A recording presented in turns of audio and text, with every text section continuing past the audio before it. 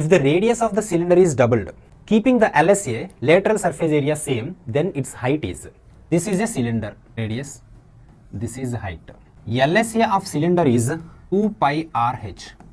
ఈ ఫార్ములా కానీ గుర్తుపెట్టుకోవడం కష్టమైతే జనరల్ ఫార్ములా గుర్తుపెట్టుకోండి.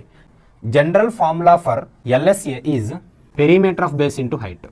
పెరిమీటర్ ఏ షేప్లో ఉంది? సర్కిల్. సర్కిల్ పెరిమీటర్ ఏంటి? 2 pi r into height. So 2 pi RH. అందుకే LSA of cylinder is 2 pi RH.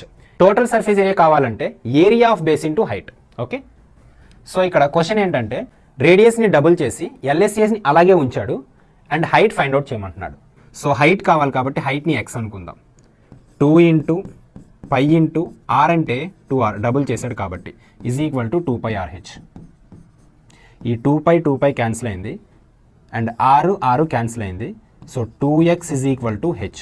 x is equal to h/2 అంటే ఉన్న హైట్లో హాఫ్ అయింది. So option 3 is the correct one for this question.